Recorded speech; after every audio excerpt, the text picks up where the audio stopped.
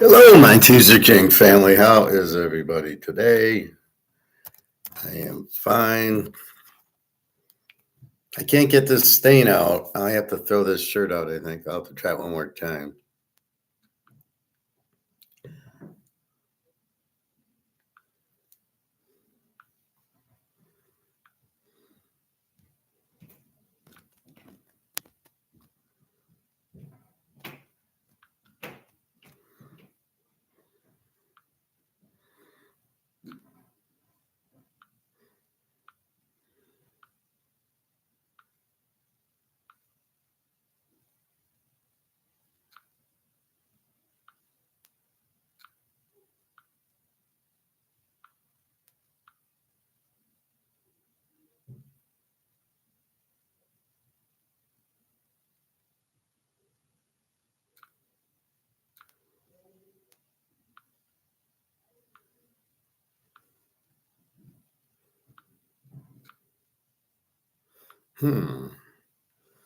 Where did this picture go?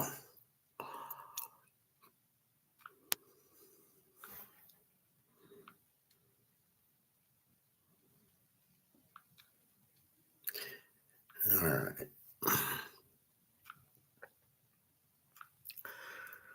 So let's recap. Gold ended at 32.89 last night. We'll see 4,500 soon. It's got 1 month. We're going into June tomorrow, July 1st. It has to move. Not really worried about it. It's just, I think they're keeping the price down so they got to buy more gold and silver to cover the derivatives that they're short on, that they have to, people are taking delivery on. They just don't have it.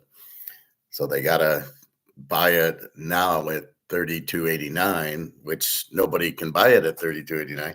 That's a fantasy price. That's a comex price, which we know is not real.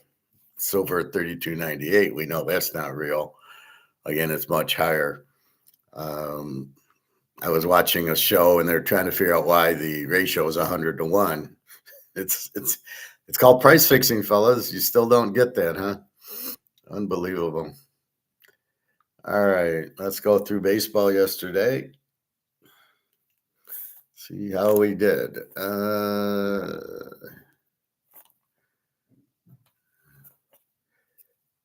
Hey, Luke. I'm ready for you. I'll probably leave about 4:30. I don't know how long it'll take, and I don't know if there's construction, so I'm assuming an hour, and I'll have to look for directions. I've been through Toledo, but never been in Toledo. Like if I go to Cedar Point, I go through Toledo. So I'll maps it, but I figure an hour at most, but maybe not. Yeah, that's whatever you want to talk about, Luke. Gold, economics, comex, brics, Pittsburgh, Skeins. Sounds good. Looking forward to it. Haven't formally seen you since Barcelona, but that's good. Now I'm glad we keep in touch. I'm glad you come here. So sounds good. And I guess I'll email you as I'm leaving, kind of where I'm at. You'll be there. I guess what time do you get there? Morning profit. Anyway, I'll contact you through. So I'm saying I'm leaving now, and then if I run into heavy construction, I'll send you an email there. But I don't know. I don't take 275 down to Toledo. I usually take it down to 94 to go to the airport. So we'll see. Anyway, looking forward to it. And let's look at yesterday. Cincinnati 6, the Cubs 2. We had Cincinnati. How about that? There's the W. Baltimore over 9, and sadly missed that one. Even though the pitchers sucked, 4.4 and a 4.2, they play a 2-1 game. They don't have much hitting there, so that was betting on the pitchers instead of the hitters. And what are you going to do? I have Philly over 9.5. They lose to Milwaukee 6-2. Taijuan Walker did not play well, but that wasn't a bet. Toronto, now that was a bet. They win 11-7. Chris Bassett beating Oakland, and Oakland's on a losing streak. So we win Toronto. That was our first play, our first bet. Frisco 2-0. We have Frisco over 8. They win 2-0. I was surprised. Cal Quintrell with his 6 ERA, and he gives up 2 runs.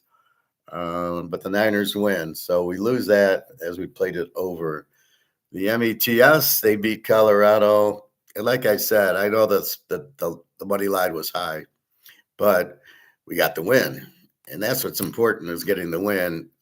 Even if you have to lay 300 to win the 100 versus laying 120 to win the 100, the point is you won the 100.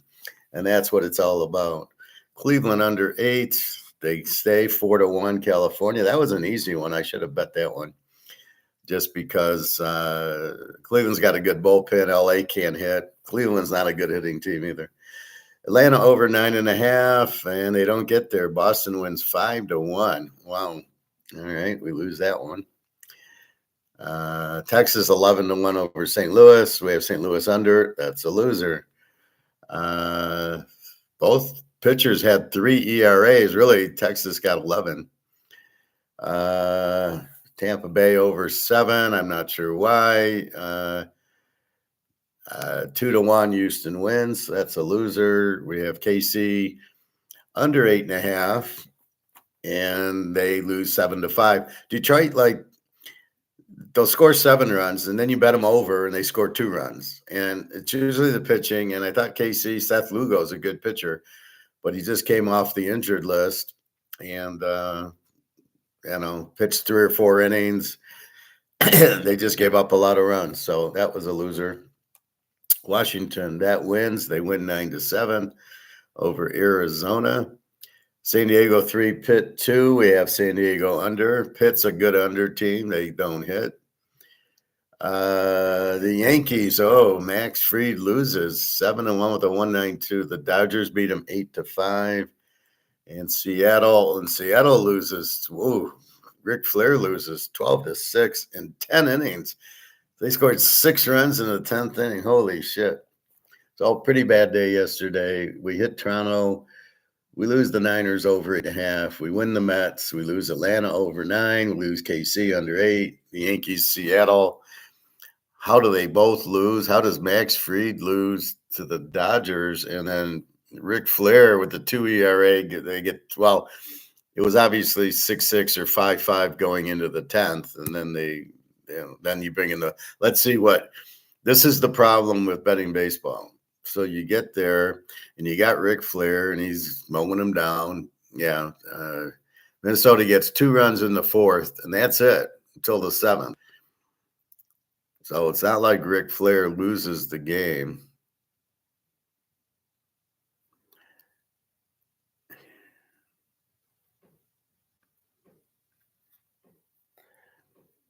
So Z Matthews with a 6.43 ERA gives up 4 runs. Sands comes in and gives up 2. So that's your 6 runs there. Ric Flair gives up 3 runs. 6 hits, 3 runs in 6 2/3. And then Anthony Munoz comes in with a 1.09 ERA, gives up 4 hits and 3 runs. And then Lugami with a 4.58 ERA gives up 6 runs in the 10th inning. So really, we're fine until the 9th and 10th inning. We've got them beat. In the 4th inning, it's 4-2 Seattle. It goes 4-3. It's 6-3 in the bottom of the 8th. We've got the game won, and then they get 3 in the 9th. Who the fuck pitched in the 9th inning for Seattle? This Anthony Munoz with the 1.09 ERA. How the fuck does he give it 4 hits? That's just crazy. And it was all, looks like the middle of the lineup. Minnesota doesn't have very good hitters. So what happens here?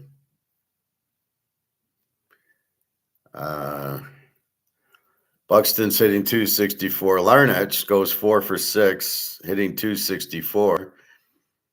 Jeffers 1 for 5, hitting 258. Then a pinch runner. Then Korea, the shortstop's hitting 250. Butch Lee hits 224, got 2 hits. France hitting 257. Clemens 313.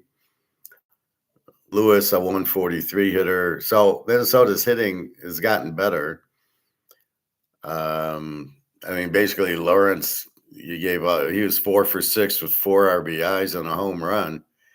That you couldn't really pitch around him. You had 258 and 250 after him, and your 224 hitter got hit. So really, there's not much you can do there. You just let's see. Yeah, you gave up a home run. You gave up a 2-run homer in the 9th, and then a single. It goes down to the reliever. You're betting on Ric Flair. Why are you pulling him out of the game? And the same thing with Max Fried. Let's take a look at that game. We know the Dodgers can hit. It was 5-2 going into the 6th inning. And let's see, did they take out Fried in the 6th inning?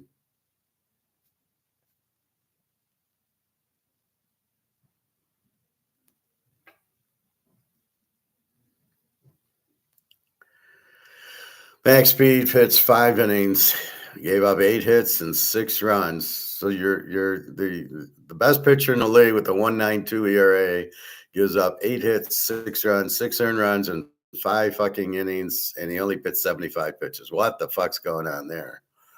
That's just a matchup that against the Dodger hitting, he couldn't do it.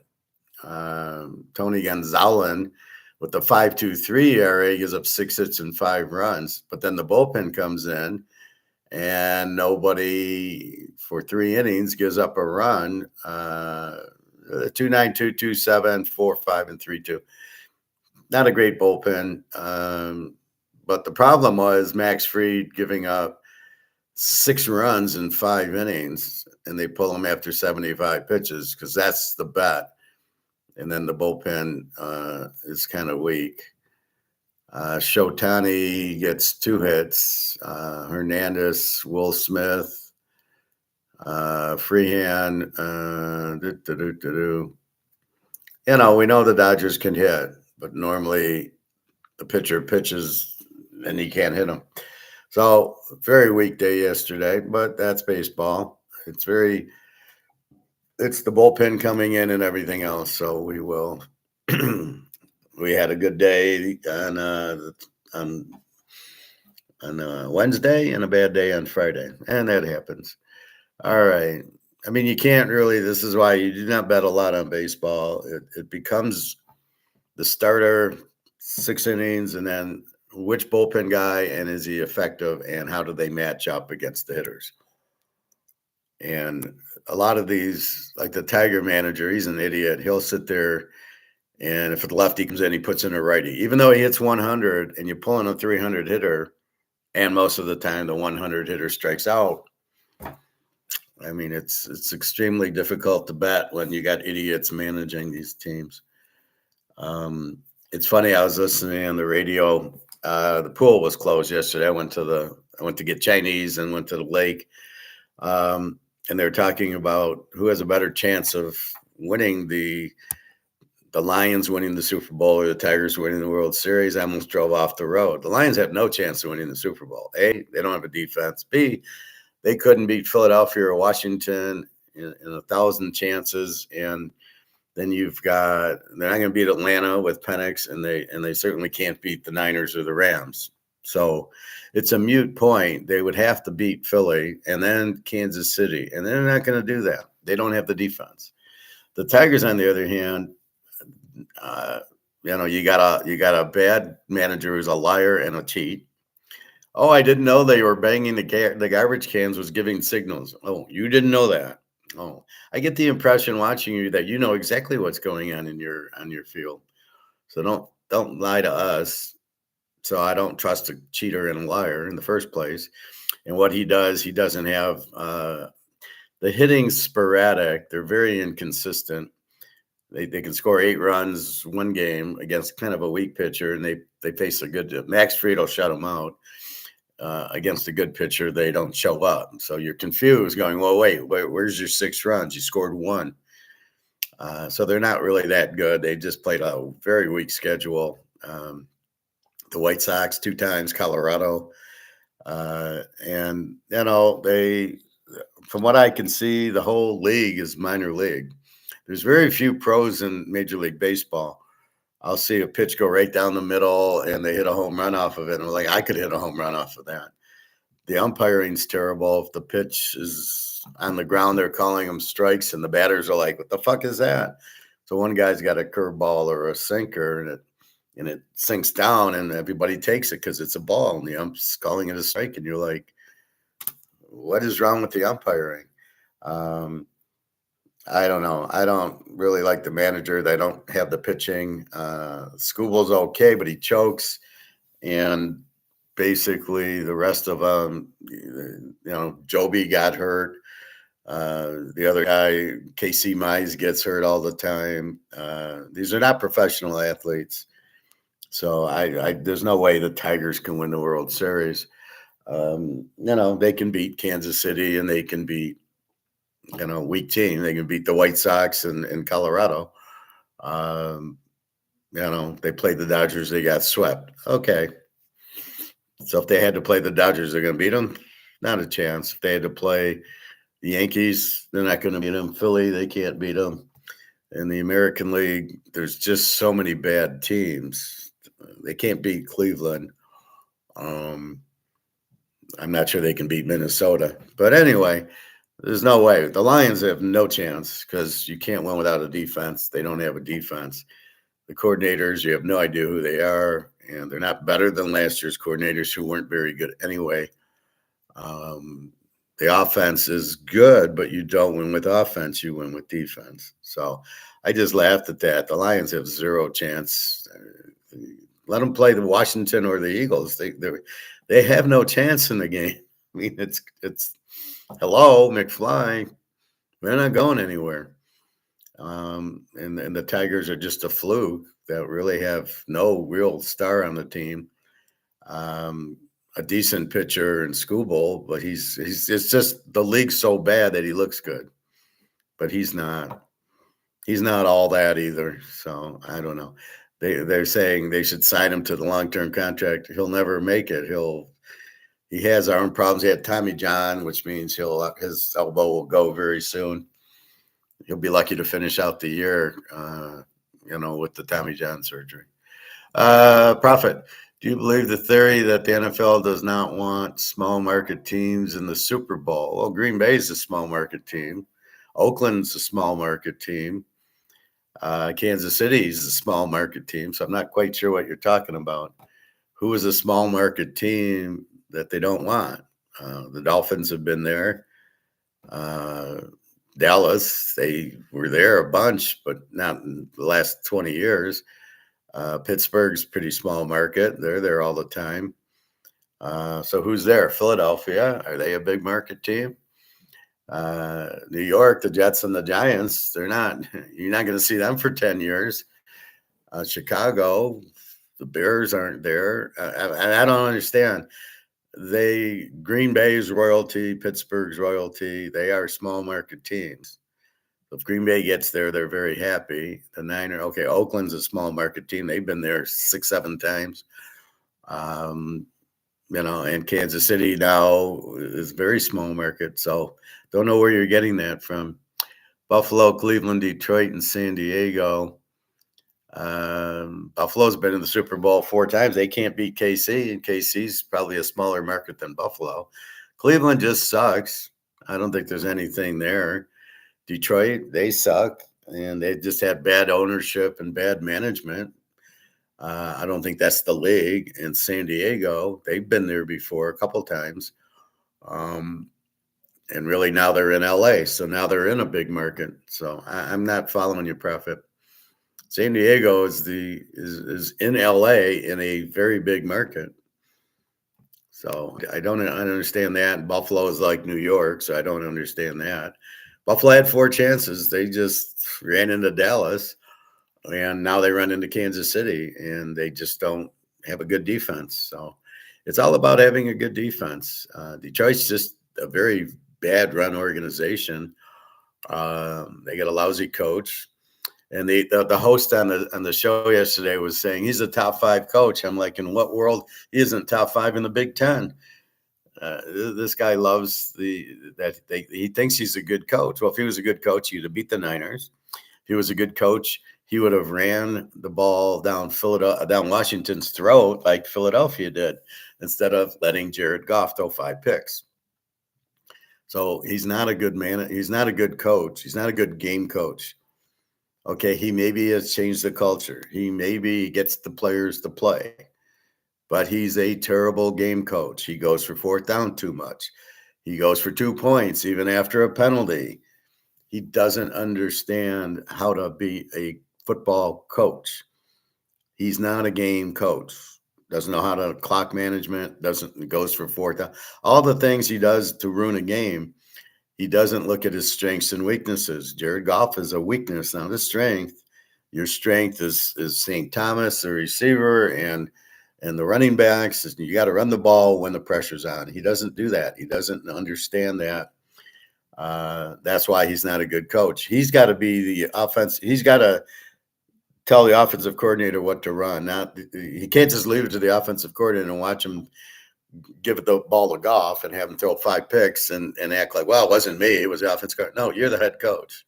You can't let your coordinators ruin the game. And on defense, they're terrible. So, and they think, look, Hudson's not coming back this year. You can say what you want, and if he does, he's not going to be healthy, and he won't be around a long time. He'll be hurt again with that type of injury. So, who are you kidding?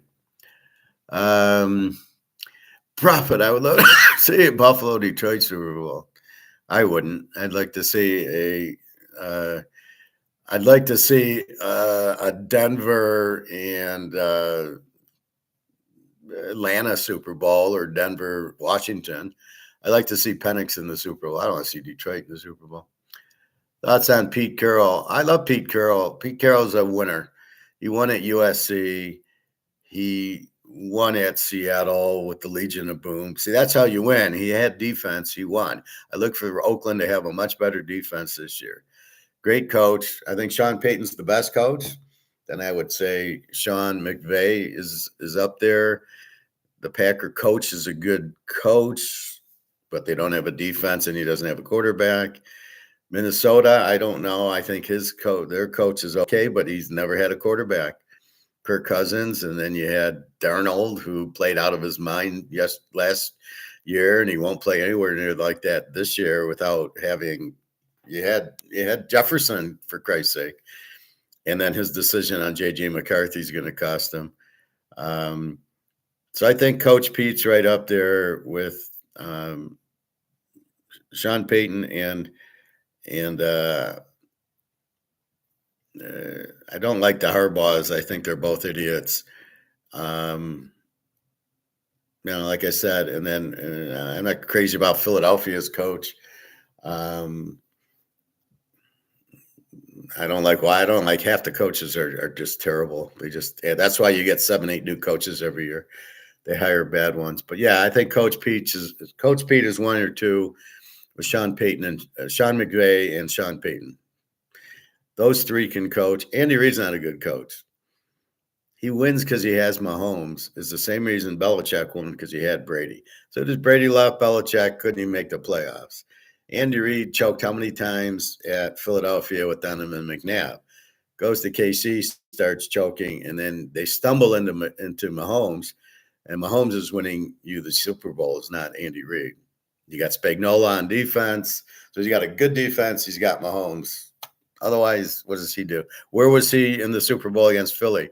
Where were the short passes that Kurt Warner says, "Oh, I would have lit him up with short passes"?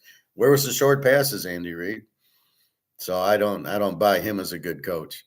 That's the thing. When you have Wilt Chamberlain, you got Jordan, you got Magic and Bird. You could be a good coach. All right, Larry Bird, go out there and you just go out there and play. I'll get out of your way. I'm coaching. Basically, you coach, right? I mean, that's what it is. So, Coach Pete, he won it with.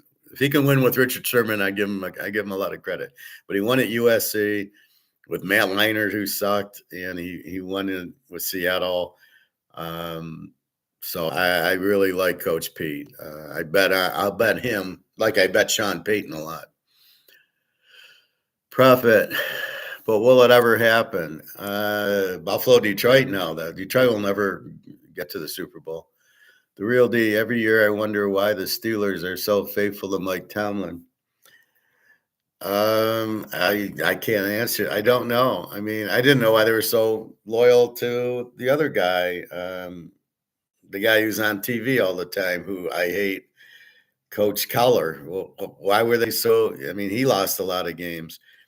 And they really, Chuck Noll was very underrated. Chuck Noll is one of the best coaches you ever had. Look at all the talent he had, and he made it work, and he made everybody play to the team. I mean, if you got that kind of talent, it's hard to coach. Joe Green and Mel Blount and Lamb and I keep calling Ham Lamb and Ham and Lambert, uh, Donnie Shell and Franco and Swan and Stallworth. It's hard to coach all that superstars, all those Hall of Famers. It really is, to get them to buy in, and nobody left. Nobody left. That's the amazing thing. Now you couldn't, with salary cap, you could never keep that team. Unfortunately, which is the problem with football, is not. But yeah, Chuck Noll, I think, is really very underrated. And you got, I'd say Lombardi's one, and then I'd say Chuck Noll, and you got Bill Walsh, Bill Parcells, Joe Gibbs, Tom Brady, and and now Mahomes is the next best playing coach. I never was a Don Shula fan. Don Shula is an idiot. He mistakenly wins the Super Bowl because he leaves Baltimore, where he choked 4 or 5 times, couldn't beat the Packers, choked in the Super Bowl against the Jets's, and then should never have gone to Miami. They didn't approve that, where he just went there, and he wins with Zonka in a defense, and then he coaches another 20 years, and he never runs and plays defense again. Then he gets Marino and he throws, and then he never has a good defense. And you're like, but you won with the Packers style. You run it with Zonka and you have this killer defense. And then you never went back to it. You knew the key, but you went back to Baltimore Colts in the 60s, losing all the big games to teams that with good defenses. So I don't really like Shula. I thought he was a terrible coach who choked so many times. I mean, to the Packers, to the Browns. I mean, just name it. They should have won 3 or 4 in the 60s with him, and he choked them all away. Do you think the Bengals going to start the NFL off slow like they always do? No, I think they are going to start off very fast. Their first game is against, we can go through the week 1 again. Cincinnati has Cleveland. They're going to kill Cleveland, especially if Prime Jr. starts. That'll be our lock if Prime Jr. starts. I'm expecting Flacco to start. That you're not going to really be stupid enough to start a rookie in week 1. But if they start Prime Jr., they're going to get killed. I'll give them 4 interceptions in the game. I think Cincy is pissed that Joe Burrow is a superstar, and Joe Burrow does not like to lose. Those players don't like to lose. Montana, Lawrence Taylor, they hate to lose. He lost last year because they started very slow. Now, as we see, they lost to Washington, who ended up being very good. And they never should have lost to Kansas City on that terrible pass interference call. You can't make that call 4th and 20 with a minute left in the game. I thought it was a horrible call. That's where you get your fixing in, right? You wonder if football's fixed. There's your fix. It's the refs that fix the game, just like in baseball, the umpires, the ball's on the ground, it's a strike, and you're like, what the fuck? So no, I love Cincinnati week 1. They are going to come out on fire, provided everybody's healthy off of the training camp and these stupid practices and the preseason. The practices are not the preseason games. I don't care what anybody says. I don't even know I don't even think they tackle in those games. I don't even know if they're in uniform. I think they're just shorts and a t-shirt and they're practicing. It's not good, these practices. You need real games with hitting and helmets and pads, and you go hit and you play. And to say we're going to practice instead of preseason games, you're out of your mind. So no, I like the Bengals, especially against Cleveland. Cleveland's got no quarterback. I mean, if they go to Flacco, he's their best chance. But Gabriel, maybe. But Prime Jr., yeah, get that out of your mind.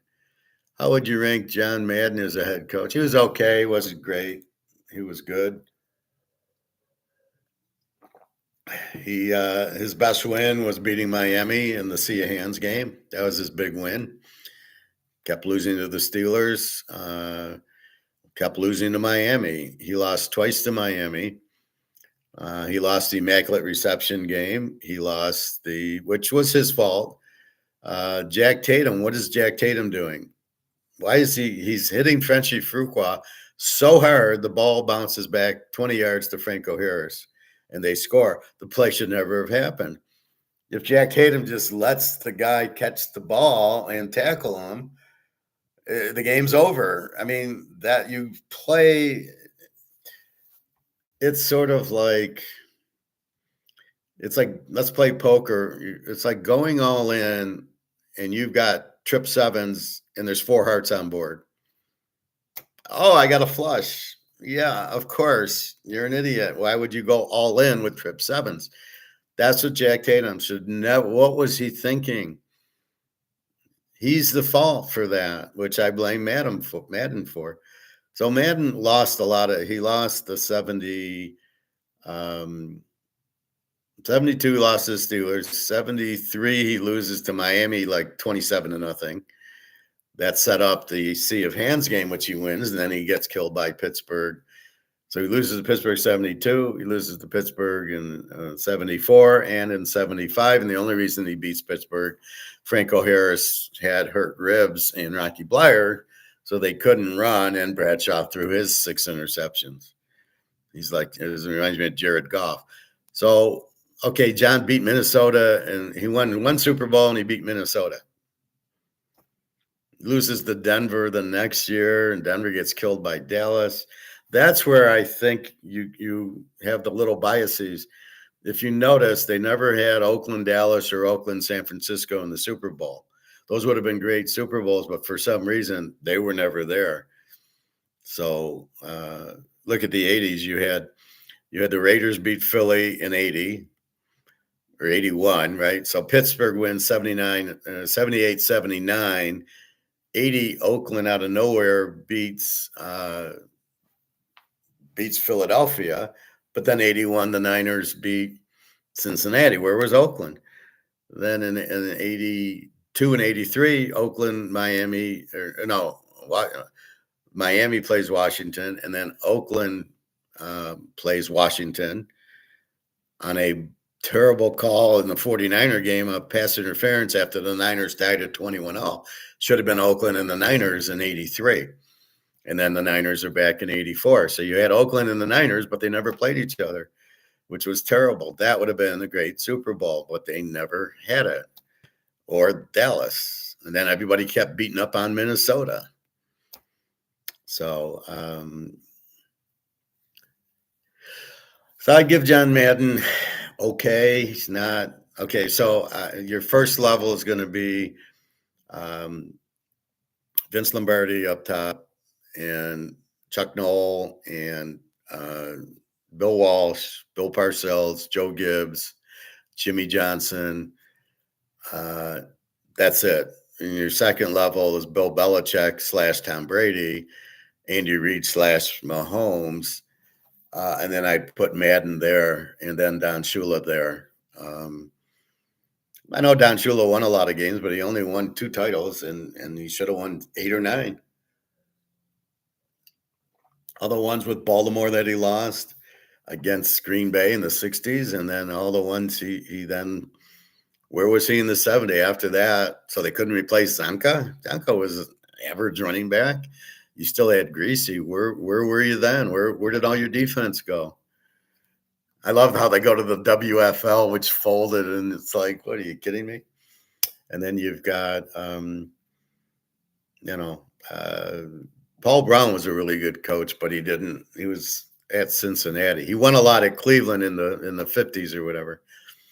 And then Jimmy Johnson was a great coach. So I think you have those are your top 10, let's say. But I don't. Bill Belichick was not the greatest coach. That's a joke. Tom Brady was, but not Bill Belichick. Tom Brady won those games, pure and simple. Just like Mahomes is winning for Reed. Reed's not a good coach. Coach Pete, yeah, he should have won both if he runs the ball instead of the interception against New England. Was that fixed? Probably. What a stupid play. I mean, they went out with the two receivers. Everybody on defense knew the play, and the guy comes in front and intercepts it. Like, he knew the play. How do you not run the ball, second and goal at the 1? I mean, are you kidding? Or run Russell Wilson on the little read option that nobody could stop him on. So I thought that was terrible, but I don't credit Bill Belichick for that. Joe Gibbs was good. Ditka couldn't handle when McMahon went out. He had great defense. Buddy Ryan never won anything. The Lions have never had a good coach. Their best coach, I think, was Joe Schmidt in the late 60s, was their best coach they've had. John Madden, or Raiders, Rams. Well, the Rams have never been good. They couldn't beat the Vikings, and they couldn't beat Dallas. And the one year they beat Dallas, they lost to the Vikings. But no, it'd be more the Raiders and Dallas, or Oakland, San Francisco's what should have been. How many championships did George Halas win? I don't know. He won a lot, but that was in the 40s and 50s. I don't know. I didn't keep track. He was a good coach, but again, in the 40s and 50s. I think it went 10 or 11 or something. A lot, 8, 9. But then it was only 6 teams in the league, and they weren't very good. But that's kind of how you look at it. You have these, like, Bill Walsh was smart enough to get Joe Montana and bench the other quarterback and play Montana. Belichick wasn't that smart. Only reason he got it is the other guy got hurt. And so he kind of, I guess we'll play Brady. He wasn't smart enough to see Brady's skill. Walsh was smart enough to see Montana's skill. And that's the problem I have with coaches. They'll stick with the guy who's played, even though the guy on the bench is much better. And, that's why I bitch about Hooker. Hooker's much better than Goff. He beat Alabama. He didn't choke. Goff has always choked. And yet they won't go to Hooker. They have the better quarterback sitting on the bench. That's another strike for the coach. Why isn't he playing Hooker? Why don't you put him in the game, and see what's going on? The Lions had a few blowouts last year. Where was Hooker? What are you doing? You've got the better. Oh, but he hasn't played. Well, he looked pretty good beating Alabama. So I think he played then. This is where I bitch, because I know the talent, and I can see a choker. I'm like the Joker. I can see the guy, and he's a choker. He's a talker. I can tell when a quarterback's. I knew Montana was good. Brady, I didn't see coming because he didn't play at Michigan, very little. So I was shocked on him, but I'm surprised Josh Allen's as good as he is, because he sucked at Wyoming. But Anthony Richardson, I'm not surprised. Most of these quarterbacks, Mahomes, now that I see him, he's clutch.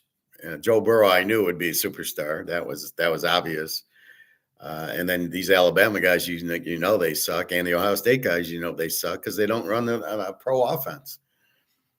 The receivers are wide open and the quarterback hits them. Well, yeah, that's not a good quarterback. I mean, I would expect a quarterback like Alabama, Ohio State to be able to throw a 30-yard pass and hit a guy wide open. That doesn't mean he's a good quarterback. Good quarterback has to read the defense and throw the ball and hit the guy in stride and not turn it over. And that's what you see. All right. So let's talk baseball. We can get back to football. And I'm going to do college. I got the lines. I got my lines and their lines. I don't know how good my lines are yet because I really got to see who's the quarterback. I don't know, except for Joey Aguilar going to Tennessee. All right. Cincinnati and the Cubbies. The Cubbies 175-7. Nick Lodolo 4-4 with a 3.39 against Drew Pomerantz 2-0 with an 0.00. Is Drew Pomerantz a bullpen guy? Yeah, he's a bullpen guy. A bunch of one innings. So this is like retardo. Why are you pitching a bullpen guy? He's good for one inning. Okay. Cincinnati won last night. Lodolo's okay. The Cubs, total 7. The Cubs are favored by 175. I don't understand. I'm going to go over 7 in this game. It's a tough one because you have a total unknowns with Pomerantz. 0 ERA is, he's 2-0 with a 0 ERA who goes one inning. Well, it's 9 innings, fellas. This is the problem with the managers. What are you doing? Well, if Joe Blow does it, I'm going to do it. Like they think it's a good thing. It's incredibly stupid.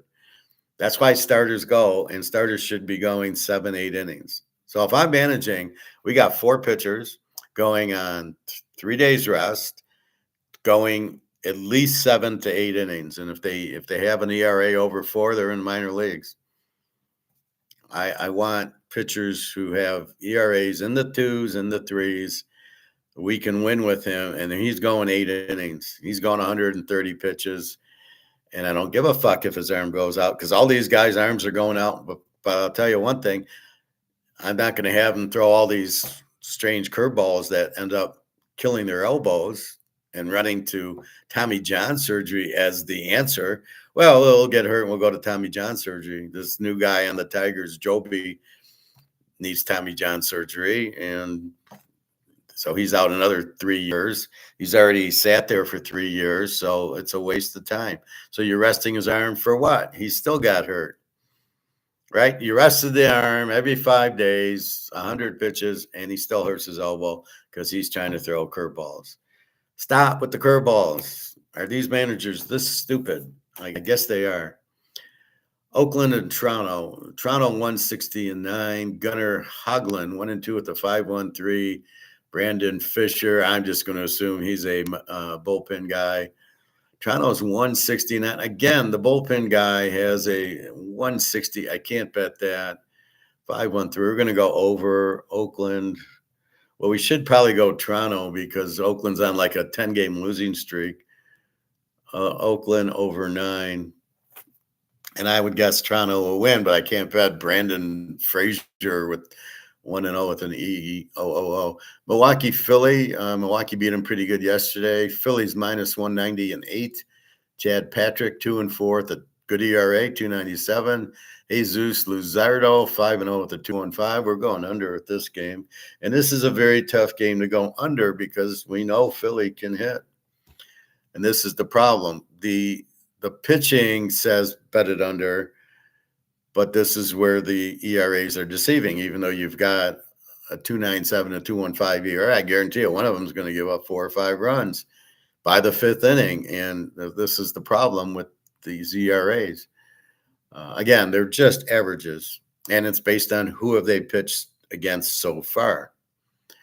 St. Louis in Texas. St. Louis 158.5. Sonny Gray 5-1 with the 4.06. Patrick Corbin 3-3 with the 3.75. Hard to figure this game. I like Sonny Gray. Let's go St. Louis. Sonny Gray. I'm not betting it. The White Sox, Baltimore. This was a low-scoring game. Baltimore 185-9. Davis Martin 2-5 with a 3.45. Dean Kremer 4-5 with a 4.02. Yeah, let's go.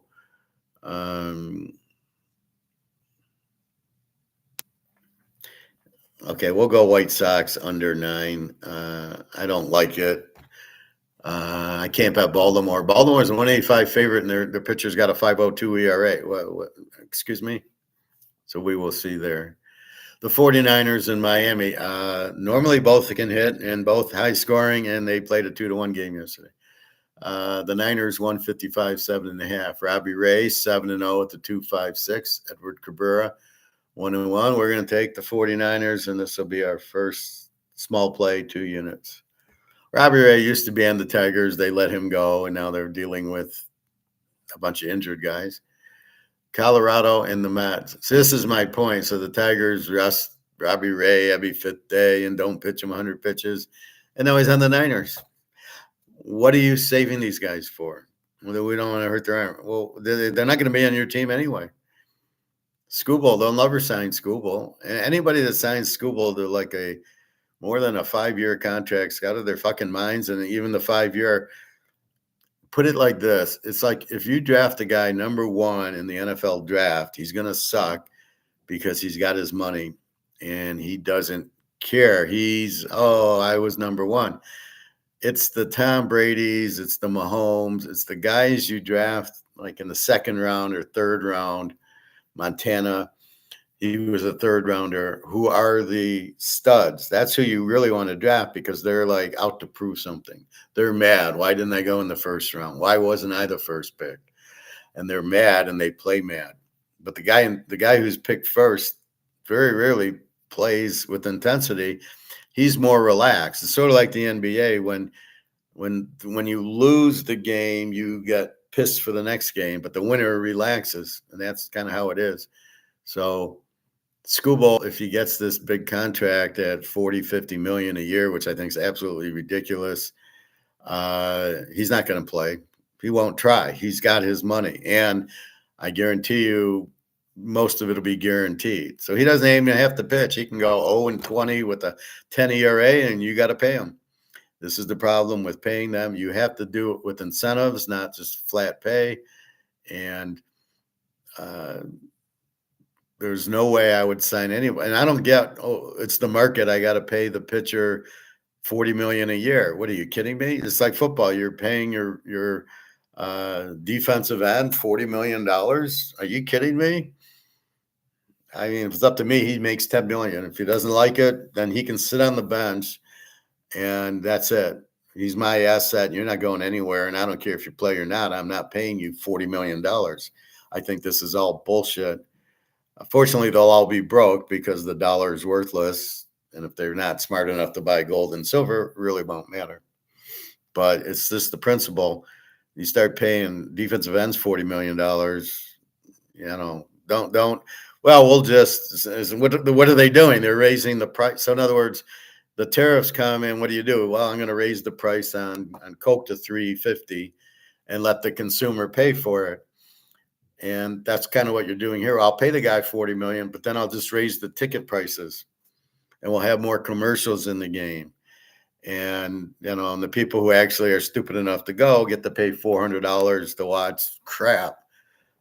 It's just unbelievable. And then you get to sit through, 30, 40 minutes of commercials during the game. Anyway, this whole TV getting involved is terrible for the sport. All right. We took the Niners, Colorado, and the Mets. The Mets minus 400. They don't want anybody to bet Colorado. Colorado is 9-48 now. Let's see how 9 goes to 60. Are they going to win 10 games this year? Antonio Senzalata 1-9 with the 6. I guess most of their starters are going to have 1 or 2 wins. Kendon Senga 5-3 with the 1.46. Well, we can bet the Mets minus 400. That's crazy. I guess we try to bet the under. Colorado really can't hit. They're going to get shut out. The Mets 8.5. Let's go under. under 8.5. I'm not going to bet it. I mean, the bet would obviously be the Mets, but how do you start laying 400? Now, I told you, yeah, if you got to bet 300 to win 100, what's the difference as long as you win? But I think 400 is pushing it. That's clearly they don't want you to bet the Mets, but you can't bet Colorado because their pitcher's 1-9 with the 6.50. All right, Tampa, Houston. Houston minus 140, 8.5. Zach Littell, 4-5 with the 3.97. Colton Gordon, 0-0 with the 5.52. Don't know who that is. This is starter. How can he be in the bullpen 0-0 with the 5.52? This guy's from St. Pete, but from Florida, not from Russia. He's a starter. Gives up 4 innings, 3 runs, 5 innings, 3 runs, 5 innings, 3 runs. So I guess that my guess is he's going to give up at least 3 runs to Tampa in 5 innings. So I'm going to bet Tampa. They're getting 140. This will be 2 units. We'll play this one. Zach Liddell, 4-5 with the 3.97. Colton Gordon. Now, the advantage Houston has, it's such a small ballpark, and Altuve can hit home runs all day in it. But Houston's pitcher's terrible. Either that or you can go over 8.5. Boston, Atlanta. Atlanta minus 185, 8.5. Walker Buehler from the Dodgers, 4-2 with the 3.95. Spencer Swellenbach, 3-4 with the 3.42. In Atlanta, I'm going to go over again. Atlanta over 8.5. I'm not betting it, but I always think Boston's going to score runs and Atlanta can score runs, so we'll go. Detroit at KC, the mystery team. What does Detroit do now? Detroit minus 200, 7.5. Tarek Skubal, 5-2 with the 2.49. Michael Wacha, 3-4 with the 3.21. They're hitting Skubal pretty good now. He got lucky last game. He had a no-hitter. He actually pitched 9 innings, which was shocking. I'm going to go under in this game.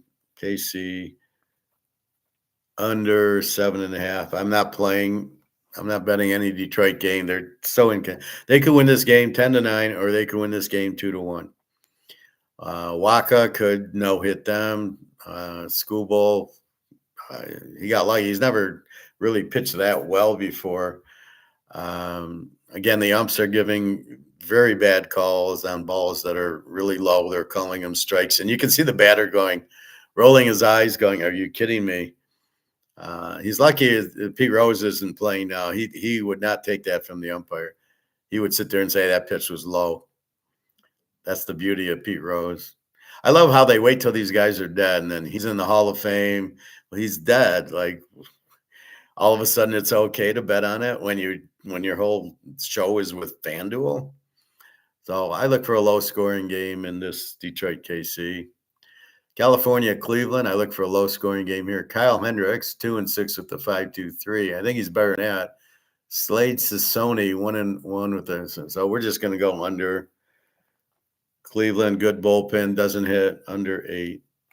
And we'll go 2 units here. And Prophet. What strange question you're going to ask this time, Prophet? It turns out Paul Brown has the most NFL championships with 7. George Halas, Curly Lambeau, and Belichick all have 6. Yeah, but Paul Brown was in like the American Football Conference. So at the time, Cleveland, it wasn't the NFL, I don't believe. I think it was the All-America Conference. So that really doesn't count. They didn't play that. And Halas and Lambeau were in the much earlier times. Belichick, it's really / Brady who won 6. And if you notice, Brady's got 7. So you should put Brady in. So it should be Brown and Brady with 7. All right. Yankees and Dodgers. Now the Dodgers beat Fried yesterday. Yankees 115, 9.5. Will Warren, 3-2 with the 409. Landon Knack, 2-2 with the 5.22. This is just an over. New York Yanks over 9.5. We'll go 2 units here. That's why I like playing the totals better. Had I played the total, well, I would have played it under yesterday with Max Fried on the mound. But this is the thing: they just beat Fried. They're going to beat Warren. So you like the Dodgers. They're actually the dog in the game, but you just don't like Landon Knack. So this should be over. But the Yankees just don't score that much. So we'll see. Minnesota, Seattle. Minnesota beat Ric Flair, so we will see. Many 110-7. Bailey over 4-1, 3-4-1. Bryce Miller 2-4,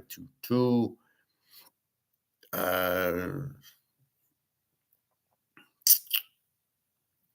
It's hard to say. I mean, it's at Seattle, so it's hard to bet Minnesota. They're minus 110. Let's go over 7 here. Over 7. I'm not going to bet it. Seattle doesn't have a lot of hitting, but you never know. I mean, once in a while. Now, Pittsburgh's a good under team against San Diego. San Diego 227.5. Bailey Falter 3-3 to 347. Dylan Cease, who's much better, 1-3. I'm going under in this game. Actually, yeah, I'm going to go under 7.5. I will make this 2 units. Pitt just doesn't hit. Although once in a blue moon they hit. San Diego's got Manny Machado and some other hitters, and they don't hit. So you just don't know. Bailey Falter, I think San Diego wins with Dylan Cease. And, yeah, let's go San Diego instead of the under for 2 units. San Diego, 2 units. And Washington and Arizona. Arizona minus 209.5. Michael Soroka 1-3 with the 5.61 against Brandon Pfaadt. I love how he spells Fat. Pfaadt. 7-3 with the 3.90. Arizona's they make it. It's really hard to bet baseball. San Diego is a 220 favorite. Arizona's a 200 favorite. You got to kind of bet totals because they're at least 11-10, I believe. Fat 7-3. Sirocco. I'm going to go Arizona over. I can't trust either of these pitchers. Over 9.5, and I'm not betting. Profit. It turns out Paul Brown is the most honorable news. Okay, well, we just read that. So let's go through. I ended up finding 5 or 6 games. Cubs over 7, Oakland over 9, Philly under 8, St. Louis, the White Sox under 9. They can't hit. The 49ers, that's the first bet, 2 units. The Mets under 8.5. Tampa Bay, that's the second play, 2 units. Atlanta over 8.5. KC under 7.5. Cleveland under 8, 2 units. The Yankees over 9, 2 units. Minnesota over 7. San Diego 2 units, and Arizona over 9.5. So if I don't say 2 units, I'm not playing them. The plays are 49ers, Tampa, Cleveland under 8, the Yankees over 9, and San Diego. So there's 5 plays that I will bet very small. I'm not betting like football, right? This is not football. This is just trying to figure it out. Basketball. It's funny, and you listen on radio how stupid these guys are. I swear, I think so differently than most of these people. Do the Knicks have a chance? Absolutely not. They don't have a chance. Indiana's 3.5, 220. Oh wait, the Pacers. Yeah, the Pacers lead the series 3-2. So you might think, well, they don't need to win. Let's bet the Knicks.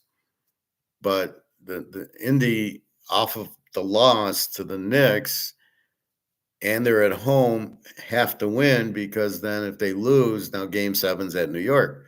So this makes it very much back against the wall for Indy that they don't want to go to New York and have to win it.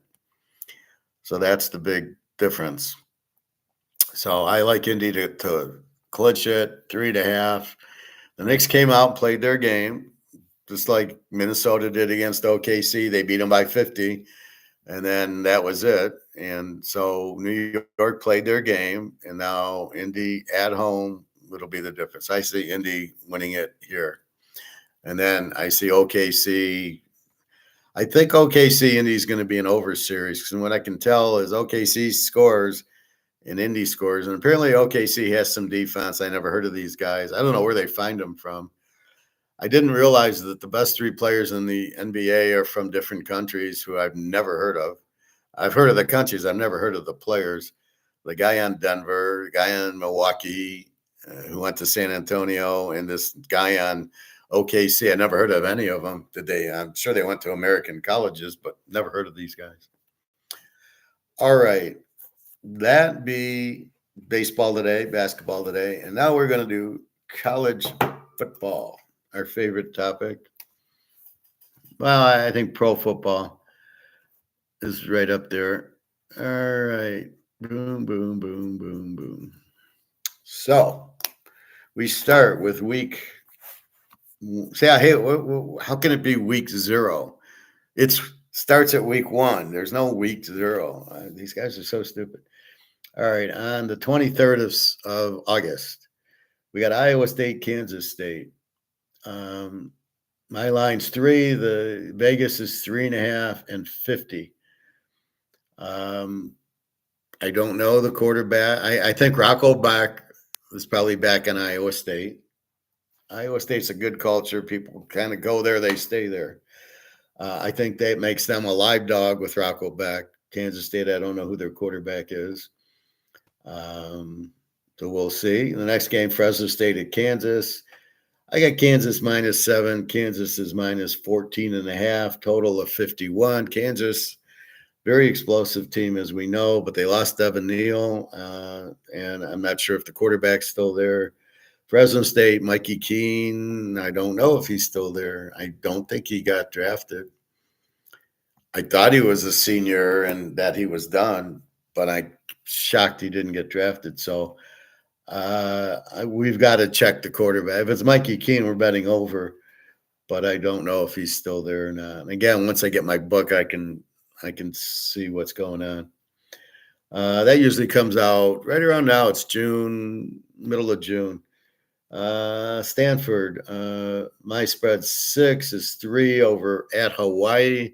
Hawaii got a little bit better last year, a little better defensively. 54 is the total. So Stanford 354. Hawaii could be a live dog at home, but we got to see. I think their quarterback's back because he was a freshman, so now he should be like a junior. And Stanford's not very good, but we'll see what they did. Again, with the NIL, this is what skews everything. They were lousy, but did they get a quarterback in the draft or whatever you want to call this crap? In our last game, Sam Houston and Western Kentucky. Western Kentucky is always a very good team, very well coached, explosive. Sam Houston had this great defense last year.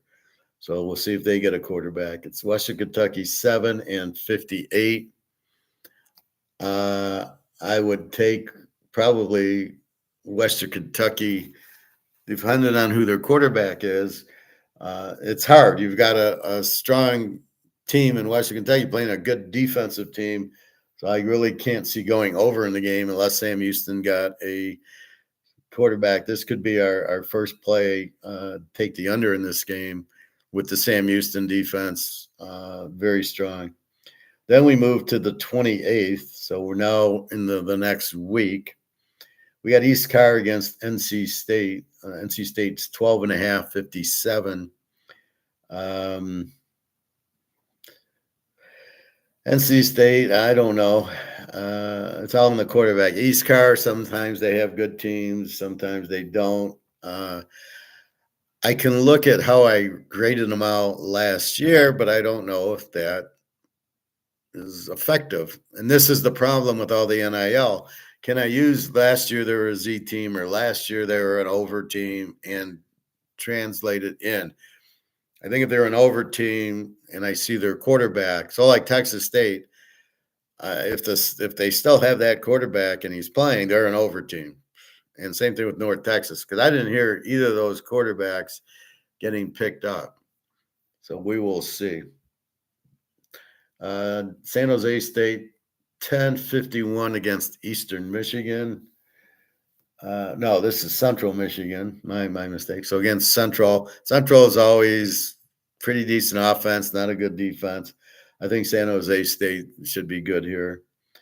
Ohio at Rutgers. Rutgers 10-48. Ohio, I believe, had a pretty good team last year. Well coached. So we'll see. I think Rutgers should win at home. See, Rutgers won't overlook them because they need all the wins they can get. But Ohio's a pretty good MAC team, or usually is. Buffalo, another MAC team, goes to Minnesota. Minnesota 18-45. They did get a better quarterback last year. Is he still there? They have a good defense. Buffalo with a good defense, probably an under game here. Wyoming is, I believe, 9-50 to Akron. Akron was our Z team last year. Wyoming is not good on the road. They're good in Wyoming. Akron just stinks. They like to bowl. That's I think that's where the Firestone Tournament of Champions was in Akron. 9-50. I don't know. We'll see how good Wyoming is if they can be a road favorite. Miami of Ohio against Wisconsin. Wisconsin 27-41 is the total. Is Van Dyke back for Wisconsin? He did hurt his knee, probably redshirted. But if it's like Cam Rising, is he going to even be ready? He hurt it against Alabama with the cheap shot. Guy was out of bounds, and the Alabama guy hits him. So we'll see. Wisconsin's not normally a strong offensive team. Miami of Ohio, I believe, has a really good defense. So we'll see who the quarterback is. 41, maybe under, but we'll see how Wisconsin. Sometimes they play a good offensive game once in a while. Jacksonville State against UCF. UCF 16-56. UCF was explosive last year. It's quarterback there. Jacksonville State. That's where Prime Senior was, and then he bailed for Colorado. No idea, but they are, I think, a Division I team now. So I have no idea on that one. I got to do more research. Boise is 10-63 over South Florida. You have lost Jennings. Boise, they've been on the downward except for last year. Got killed in the playoff game. I don't know. South Florida, I think this is an over game. South Florida can score. Not a lot of defense. Boise, without Gentry, are they going to still run the ball? We will see. The quarterback was not very strong. Max had his moments, but it was basically let's run Gentry into the ground. So I don't know. I think this is over 57 if they've got anything. Boise, South Florida can score. Big Nebraska is 650 over Cincinnati. I like Cincy as a home dog here. Nebraska struggling. They do have that quarterback, Raiola, who was going to Georgia and went to Nebraska. Great move on his part. Cincinnati, they lost their coach to Wisconsin. They brought in a new coach a year or two ago. They were a pretty good defensive team. Now I'm not sure. They're pretty good at home in Nebraska. To go there and blow them out, I don't see happening. Total wise, I don't know. Nebraska had a pretty good defense, probably an under in this game. Cincinnati's been playing pretty good defense. Auburn, 3 over Baylor, 56 at Baylor. I like Baylor. Sawyer Robertson was a very good quarterback. I think he'd be back. Auburn, I don't see they have any talent. Total of 56. We'll have to see who Auburn's quarterback is, but if it's Robertson, I love Robertson as a home dog. I had Baylor -8. I don't know, or -4, maybe -4.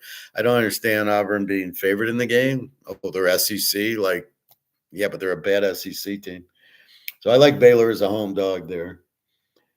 Tennessee State and Wake Forest. Wake minus 1752. Good luck with this. Now, this is not the team with Pavia. Pavia is on Vanderbilt, not Wake. 1752. Kennesaw State's pretty bad. We'll have to wait and see. App State minus 8.5, 53 to Charlotte. Now, Joey Aguilar is on Tennessee, so we got to see who their quarterback is, and we got to see who Charlotte has. So these are Sunbelt type teams. It's very, very difficult. App State's usually well coached and good. They're in North Carolina. Charlotte's in North Carolina. So both these teams are North Carolina. Really don't know yet. Vegas minus 13.5, 57 is Sam Houston. So Sam Houston plays Western Kentucky in week 1, and then a week later they are playing Vegas. So they're playing the 23rd, and then this is on the 29th. I don't understand why they play the 2 games like this. I think, what do we got? Arizona, Stanford. Hawaii's doing it, and then we see UNLV, Sam Houston doing it. This game at Sam Houston. Vegas, good coach, good team. Quarterback Williams was very good last year, if he's still there. This should be an under because Vegas had a good defense last year. Sam Houston had a good defense. This should be under. Vegas likes to run the ball. Sam Houston, I don't know what they like. They just are a good defensive team. Georgia Tech, Colorado. I was going to lock Georgia Tech if they were the dog, but they're 3-point favorite at Colorado. You don't have Prime. You don't have the other receiver guy. You do have Prime Jr. as a safety or whatever. Even Prime Time might play cornerback. Georgia Tech minus 357. Probably like it over with Haynes King. If King, I believe, will be the quarterback, and he's getting points with Haynes King in this game. That I love that game. So Georgia Tech, absolutely. We'll see about the over. You got a brand new quarterback for Colorado. We will see. They weren't very good last year. They just had Hunter and Prime Jr., and they're both gone. So who's the new receiver and who's the new quarterback? We'll see.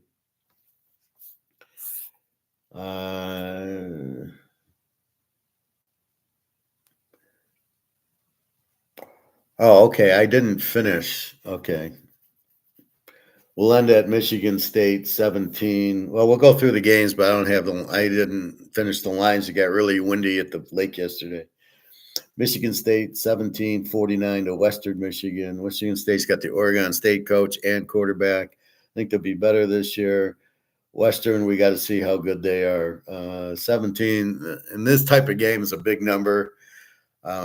Normally, these Michigan school, Western, Central Michigan plays Michigan State. It's usually a close game. 49, we'll have to see. A few other games I got lines on. Ohio State 3-50 to Texas.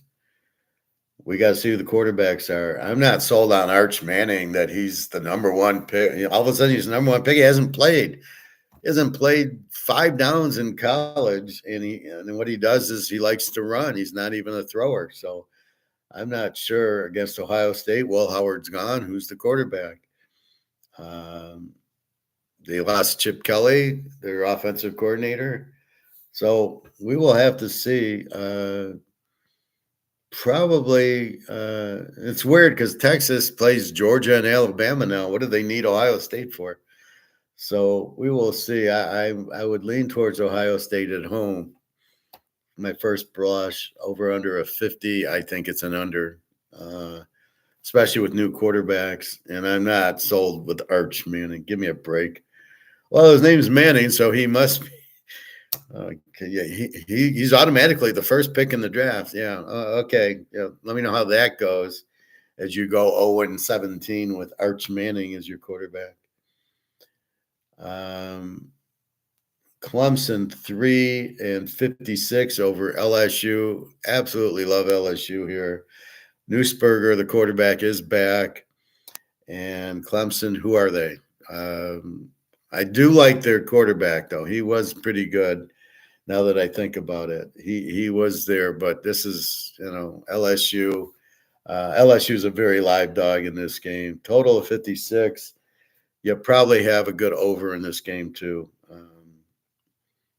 Newsberger against I can't remember Clemson's quarterback's name, but he was pretty good. The rest of the team sucked, but he was pretty good. And our last one, Notre Dame, is 354 over Miami of Florida. Absolutely love Notre Dame, laying only 3 to Miami, probably at the Georgia Dome or somewhere. This sounds like one of those ABC bowl type of games. Notre Dame, the coach has had a good defense the last few years. That should be the same.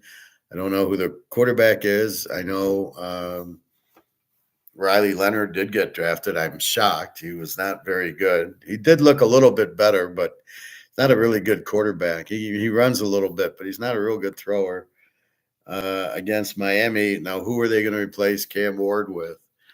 Bernie Kosar, he had a few years of eligibility left.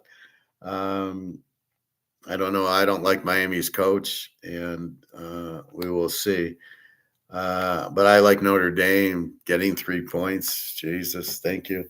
And I really got to say, these people that say, oh, you can't go over 0 in a teaser. Why the fuck not? It's the same as going 300 in baseball. If it's a good bet and they win, what's the problem with it? And it's the same thing here. Why can't I go from -3 to +3? Why can't I? Because I'm capable of seeing the winner of the game, which would be Notre Dame. So instead of laying a field goal, I get a field goal. Notre Dame and a field goal is not going to lose. That's the key to the game is how the game is going to end. Not, oh, wait, you're going over 0. Going over 0 is an analytic bullshit thing that I hate. That has nothing to do with it, right? This is taking Notre Dame +3 as a winner. At worst, it's a tie where Miami wins by 3, but with all this 2-point conversion shit, they might win by 1 or 2. I just don't see Miami staying in the game with Notre Dame. I think my line's 7. So I would lay 1. So instead of laying 1, I get 3.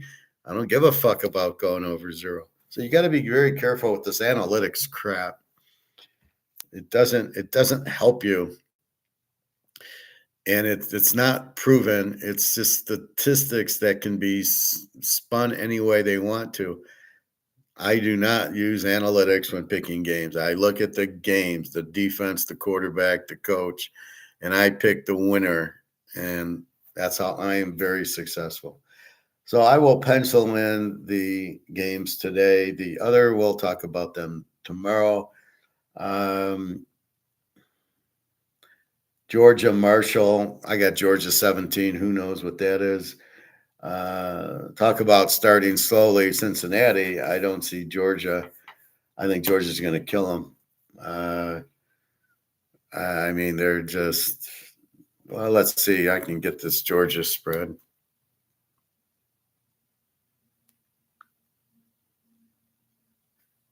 I can't go on Yahoo. They don't have the lines. I have to go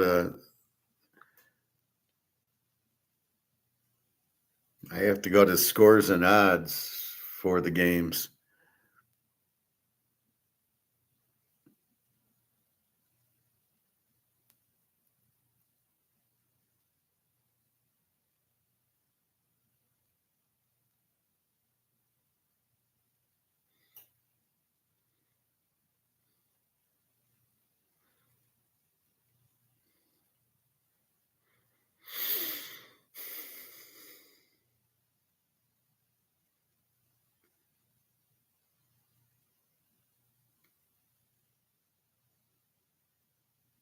Where's this game?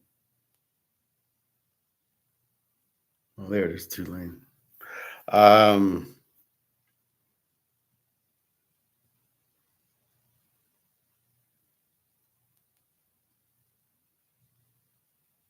Okay, as long as you're here. Tennessee, I got 17 is 12.5.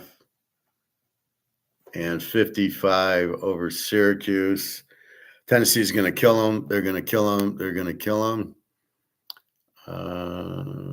Ohio State 350.5. We know. Tennessee's very strong at home. San Jose State, we've got.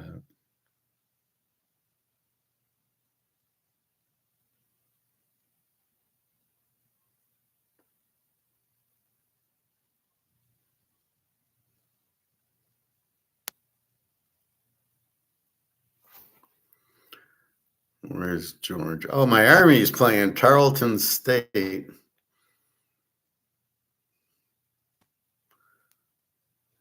All right, let's see where we can find Georgia.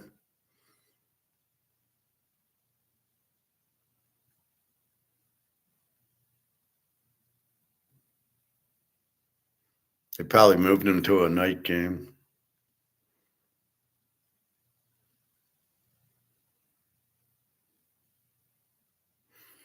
Alabama is minus 12.5 and 50 to Florida State, and they're going to kill them. Here's Georgia. They moved down to 3:30. They got so many noon games. It's crazy. Georgia minus 17 is Georgia minus 40. Wow, that's crazy. It's a total of 54.5. Georgia minus 40 to Marshall. Marshall's not that bad. That's almost taking Marshall.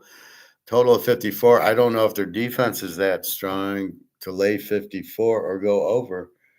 This is probably an over. I don't know. We got to see what Marshall's all about. Penn State, Nevada. Let's see. Where the hell are they? All right. It's like they jump around. Penn State, 45.5. Jesus. And 60 is the total. Nevada, all right, they're pretty bad. 45.5. Penn State, I don't know. See, they're kind of not letting you bet the game. Who's going to lay 45? Indiana, 23. I can find them. They're all out of order. That's the problem. Indy.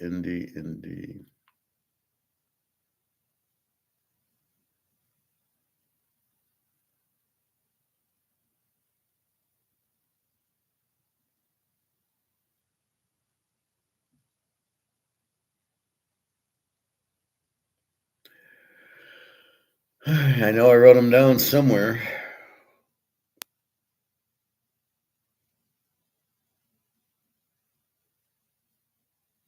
Here they are. They get Old D. I got Indy 14, Indy minus 23.5. They do have a new quarterback we must be aware of, with the total of 54. So the question is will Old D help them or not? Let's see. Oregon's got Montana State. What's the purpose of that game? Let's see.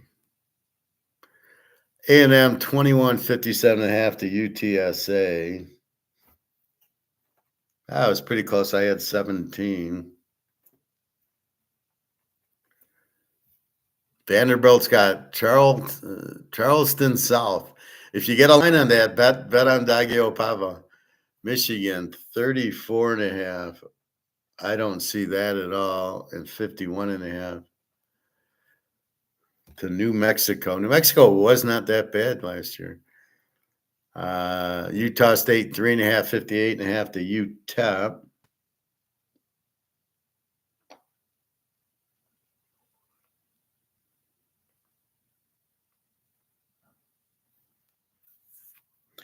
Utah State minus 3.5, 58.5. USC gets Missouri State. Well, that's maybe they can win that one. Clemson, Old Miss 37.5, 61.5. to Georgia State, minus 37. I mean, these are games they just don't want you to bet. They make the line way too high.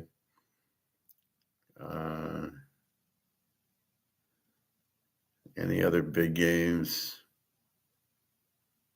Oregon State, 1.5, 52.5 to Cal, which pretty good game. Arizona, 11.5, 52.5 to Hawaii.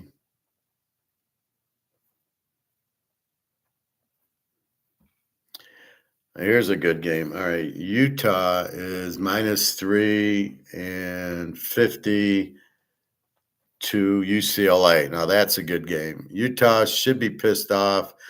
Hopefully they now got a good quarterback, but the other choices he's been getting are not very good. Barnes was terrible. This other guy was terrible.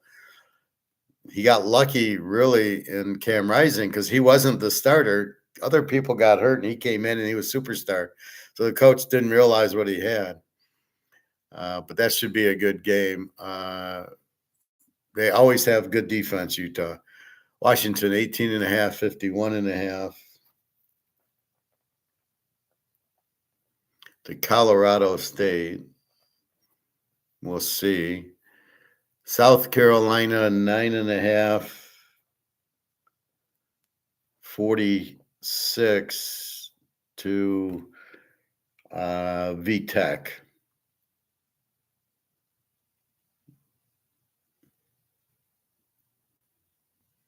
South Carolina, I don't know. VTech's decent. Kill Oregon, 52. So that's most of them. We'll fill in some of the lesser games, but that's what we got in college football, most of them, or at least the 23rd, the 28th, all the way through the 30th we got. We just got to fill in that Saturday with the lesser games. Alabama, Florida State, great coach, but he went with Uglia Buglia last year. What a mistake that was. Clemson, LSU, Bobby, big game for you. You going to Clemson? Well, they'll probably be at a neutral bowl site. And you got Notre Dame, Miami. Notre Dame should pound them. Georgia, 40 over Marshall. Marshall's not a bad team. They're not. It's not Akron here. Imagine if they're playing Akron, they'd be laying 70. I mean, what kind of point spread is 40 against a pretty good team? It's almost like I want to take Marshall in 46. And I don't know what kind of defense. Do I go over or under? Do I have my Georgia defense that I always have? So that's college week 1, a quick brush. We have to now update quarterbacks, new or returning or not. We know we lost, a few. Nothing really good. Cam Ward, Milrose, nothing really good that we lost. Probably Dylan Gabriel, but Oregon should replace him. All right, let's take a quick brush at the pros week 1. I'm not looking at an updated line right now. We got Philly 7 and 46 to Dallas.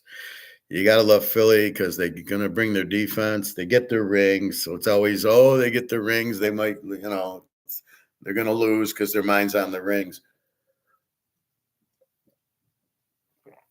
Now it's sort of like basketball where like your back's against the wall versus you don't need the game. Like the last New York Indy game where New York had to win game 5. And so Indy really doesn't show up. But then Indy shows up this game because it's at home. And it's kind of like that. Philly, are they going to show up or not? But at the end of the day, it's Dallas. They will show up. KC, 2.5, 44.5 at San Diego, at Mexico.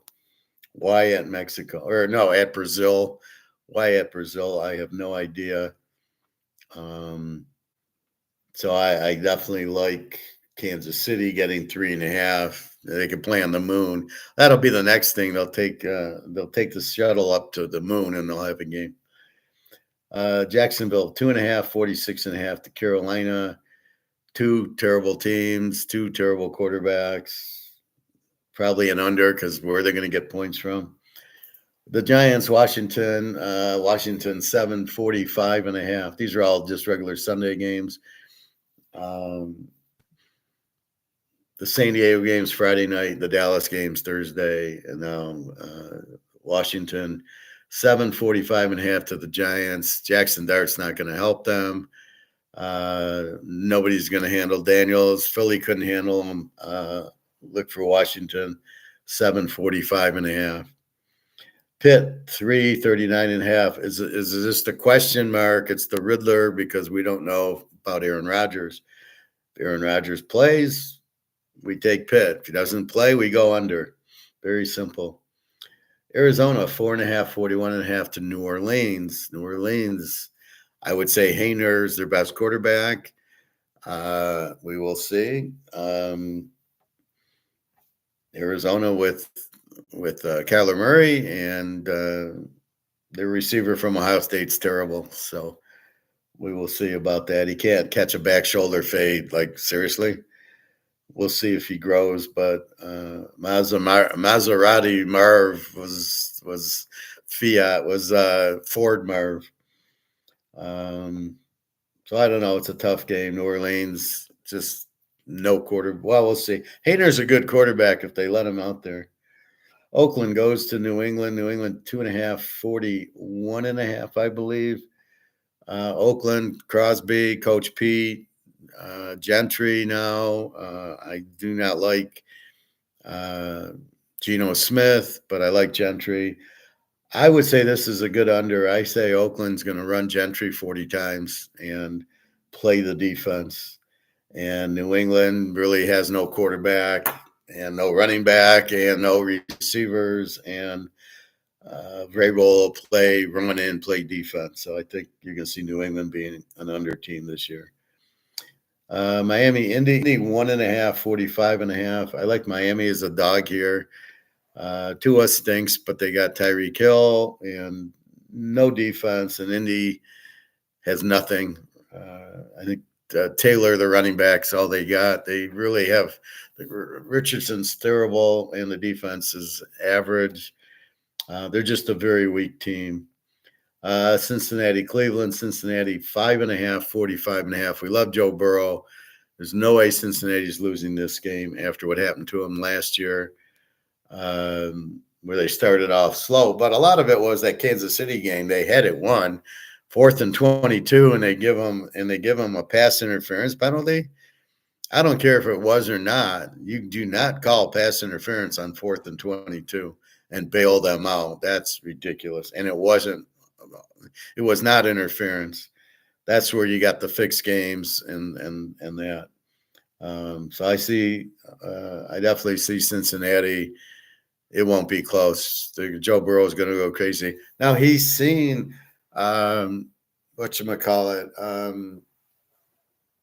he's seen Garrett enough to know how to defend him. He just rolls the other way, or they double team him, whatever. They're not going to let Garrett bother them. And that's all Cleveland really has. I don't know who their running backs are now. They let go of Chubb because he got a knee injury. And do they have a quarterback? Again, if it's prime, we're locking Cincinnati. If it's Dylan Gabriel, we'll play Cincinnati. And if it's Joe Flacco, we might play the over. Tampa Bay 1.5, 48.5 over Atlanta. Love Atlanta and Penix. You've added Pierce from Tennessee and the Georgia linebacker. So they should actually have a very good defense for once, Atlanta. We know they got a good offense now that they got rid of Cousins and that other quarterback that sucked, Matt Ryan, and now they've got a good quarterback in Penix. This is the best quarterback they've ever had. So look for Atlanta to be a very live dog in this game. The 49ers, 1.5, 45.5. I was reading that McCaffrey is as good as he's going to be, or he's very good. With him, you got Purdy, you got balance. You lost Deebo Samuel. You still got Ayuk. You still got Kittle. This Pearson guy is terrible, so they need some more receivers. But they're very good at that. Shanahan, I worry. He's a terrible coach. He really kills them. Yeah, he gets to Super Bowls, but he loses them because he's an idiot. When he was at Atlanta against New England, he didn't run the ball. When he was at Frisco against Kansas City with a 10-point lead. He doesn't run the ball. He wants to keep throwing. There's holding penalties. There's turnovers. There's, you don't eat the clock. Very weak big game coach. So here, Seattle's terrible. I hate their coach. I hate the Darnold. They have good running. I like their running backs. No receivers, and their defense is weak. So I look for the Niners 1.5. I get 4.5 in the Niners. Thank you. Denver 7, 41.5 to Tennessee. You got to love Denver. Bo Nix, Sean Payton against whom? Oh, Cam Ward. Oh, well, wait. Yeah, I remember when he was on Washington State and he couldn't beat Oregon State. Nah, he's not it. It's bullshit. He went to Miami. They ran a different offense. He ain't getting this offense in Tennessee. And Denver's, Sean Payton, big game coach. Bo Nix, big game player. Denver -1 is a joke. The Rams 346.5 to Houston. I think this is a low scoring game. Houston's going to be an under team. No offense, terrible quarterback, good defense. Rams, Stafford, but he doesn't really blow you out. He never did on the Lions. He kind of gets what's needed. If they got the lead, he sits on it. If they need points, he gets you points. But he doesn't just go and beat you. And against Houston, he's going to have trouble. Pukanuka and Devontae Adams, they should win the West against the 49ers. Those teams will be very good. Houston, CJ Stroud, I don't know what he's doing, and a very good defense apparently. So look for this to be a little bit lower scoring. Detroit and Green Bay 1.5 and 49.5. Both over teams, both teams, no defense. Both teams have average quarterbacks. Goff, it's a big game. I choke.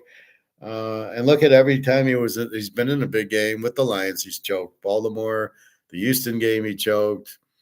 And then, of course, against Washington, he choked. Buffalo, he choked. Anytime it's a big game, he throws a lot of interceptions. He can't handle pressure, and he can't read a defense very well. He looks good on these little fake plays.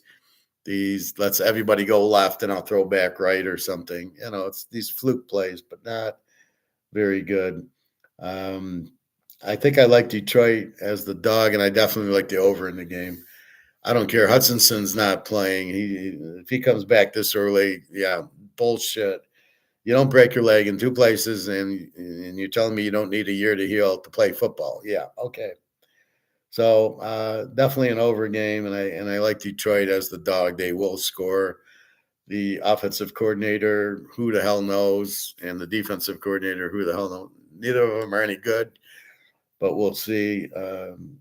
We'll see who calls the plays, and this is where I question the Detroit coach to take charge and run the offensive game plan. I don't think he can do it.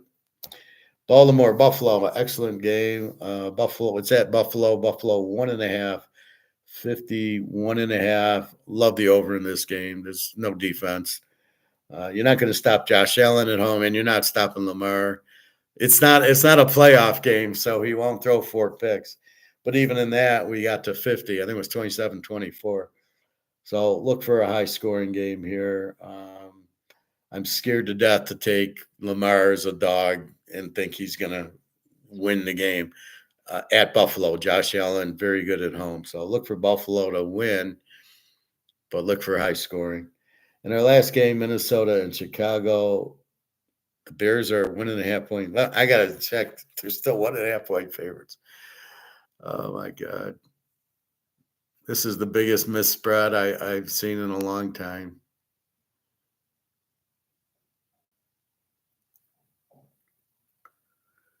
Let's just check.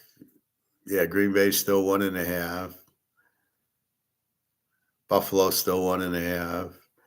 Yeah, the Bears are still 1.5, 45.5. And Detroit's went down to 48.5, really. Betting on the under money's going in on Detroit. Are you kidding me? Chicago's 1.5, 45.5 to Minnesota. Oh my God. Okay, so the first place Minnesota 7.5. That's a joke. I mean, they're going to win the game straight out. You still have Caleb. Now, as bad as JJ McCartney is, and I don't know who their backup is, um, you still have Jefferson and you still have a killer defense. Now, the Bears also have a killer defense. So I'm shocked this line went from 44.5 to 45.5. It should have went the other way. You've got two very bad quarterbacks with two very, very strong defenses. This is an under game. Caleb's not going to get better because of a new offensive coordinator. He still sucks. JJ McCartney showed me nothing at Michigan to make me think he's going to be a good pro. Why they're sticking with this guy, you have no idea. Maybe Kirk Cousins goes as a backup. I don't know. That would make sense. But absolutely, Minnesota, very live dog in this game. So if we go down the list, Philadelphia should kill Dallas. KC getting points, beat San Diego. Jacksonville, Carolina, both teams suck. Washington should beat the Giants with Penix. Pitt, if they get Aaron Rodgers, wins easy over the JTSs. I'm not sure the Jets can win, especially with not Winston, but the other idiot quarterback. What's his name? Flowers or something. Arizona, New Orleans. I mean, you got Kamara and you got Olave, so you got some talent. Better offense than Arizona, but you got Kyler Murray's a better quarterback. I think if Hayner plays, I could take New Orleans in the points, only if Hayner's the quarterback. Oakland, New England should be a defensive struggle. Coach Pete should be the difference there. Miami, Indy. Miami's a live dog in this game. Cincinnati, Cleveland. Cincinnati will not lose to Cleveland. And, you kind of hope Prime Jr.'s the quarterback. I'll lock Cincinnati. He has no business being out. He has no business being in the league, more or less being drafted. Tampa, Atlanta, I love the dog. You give me Penix and points at home. Thank you very much. The Niners, McCaffrey's back. Purdy's there. The defense, they drafted a lot of good defense. They're pretty good at defensive football. They just got old and injured, and they revamped. So, like the Niners, they're getting 4.5. Denver, Tennessee, all Denver. Cam Ward, what's he going to do? Rams in Houston, pretty good defense on Houston. Probably a lower scoring game, although I think that Stafford wins it. Detroit, Green Bay, you got to like Detroit as the dog, and this should be 75 points. Baltimore, Buffalo should be 75 points. And Mini, Chicago. Mini is a very, very live dog with Jefferson and the defense and a good coach. And the Bears have none of that. So that's kind of week one and college football, I promised you. We've talked baseball. We've talked basketball. The only thing we haven't talked was sideline soccer, which we're not going to talk about. What's going on with brics? We know they're buying gold. We know they're going gold-backed currency. We know it's happening July 17th with the meeting in Brazil. China's already bankrupt, so they need their gold. Japan is bankrupt. Germany is bankrupt. Italy is bankrupt. France, the UK is bankrupt. Canada is bankrupt, and the United States is bankrupt. I think the only countries that aren't really bankrupt are the ones with the gold, of course, which is what normally happens. That leads you to brics. That leads you to gold. We know gold is price fixed. Silver is price fixed. I was watching something. Why is the silver and gold ratio over 100? And they had no clue. They have no clue. They keep thinking, well, nobody's buying it, or no, it's fucking price fixed by JP Morgan and options. What part of this do you not? How come I can understand it and nobody else can? It blows my mind. Are these people really this stupid that do these YouTube shows? Andy Schachman, clueless, has no idea. Well, I think you'll be rich if you buy 10 ounces of silver. It's about to move. No, it's not about to move till July 1st when it's Basel III. and the U.S. has to deliver the physical gold and silver to all these countries who are buying the options on COMEX. That's when the shit hits the fan. So in July, you're going to see gold and silver really move. You're going to see gold-backed currencies really move. You're going to see countries going bankrupt. Now, let's fast forward. Okay, you guys are worried about CBDCs. It's still worthless. It's still this crap. It could be a CBDC, but it's still not a gold-backed currency. It's this crap. The U.S. can't go to a gold-backed currency because we don't have any gold, which is kind of what you need for a gold-backed currency. You notice there hasn't been an audit because we don't have any gold. So what are we going to audit? Nothing. And then it makes you look worse because you don't really have any gold. So if a CBDC is this, it ain't going to last more than 4 or 5 months at the most because it's still worthless. You cannot have money that's not backed by anything. You cannot do Back to the Future where it's credits. Eventually, there needs to be something of substance and real money, not this monopoly shit that they're doing with the Bitcoin or what they're doing with the U.S. dollar. That's oh yeah, we have a $37 trillion debt, but now let's not look at that. So you have gold. It's already 3,300, going to explode. They're keeping it down now, they being JP Morgan, so they can buy because the bullion banks are in big trouble. Silver is the same thing. They're keeping that down because they need to buy, because they need to cover all the derivatives. It's not hard if you understand that the reason silver is very low is because they need to cover the derivatives. That's it. They have all these derivatives that they got to cover. There's 30,000 tons and they don't have the silver. So they need to keep the price low, A, to cover, and B, because they're all going to go out because they have to cover the options. So JP Morgan, goodbye. Chase, goodbye. Goldman Sachs, goodbye. HSBC, goodbye. These European banks, goodbye. All the bullion banks, goodbye, because they need to cover their options. And if it hits 38 and they don't cover them, they are all bankrupt. They all go out. And that's why you're not seeing silver go up. It's very simple. Gold's going up because of COMEX, because of brics, and they're all buying the gold, and they would be buying the silver too. I'm sure they're buying the shit out of the silver at $33 an ounce. I'm sure they're buying it hand over fist. But that's what we see.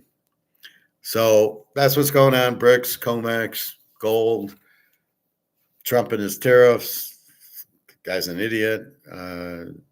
Tariffs never work. They cause depressions because anytime you raise the price, you fuck the market. And if you fuck the market, what is that? So the market's getting killed because the gold is going up in value and the prices are higher than the market. So if the market says I'll buy this whiskey at $50 and you tariff it, raise the cost, doesn't mean you raise the price, but you either put the company out of business or you try raising the price to 60, but the market says, no, I'm only going to pay 50.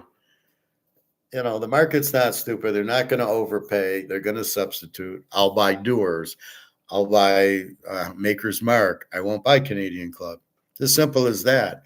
But it hurts everything. So everything in whiskey gets hurt by it. So I think that's it. Stoic. Daria had her surgery, as I said, so she's feeling better yesterday. She's sleeping a lot. I did ask hey, why don't we meet end of June, early July? I'm waiting to hear on that. After going through her surgery, she should be less scared to do things, and especially to meet me. So we will see. Hopefully it would be nice to meet. But it's out of my hands. Being stoic, all I can do is ask and offer, and it's up to her to say yeah. And you can't force people to say yeah. It's up to them. And that's about it. So no vacations planned except hopefully that one. And work's just slow. The economy's very slow. Most countries are bankrupt at this point. They all have huge debts, and all they can do is print more money and make their money worthless. And that's the key. You've got to have solid money. If you don't have solid money and you have debt and you keep printing more money, the money is worth less and less till it basically is worth nothing.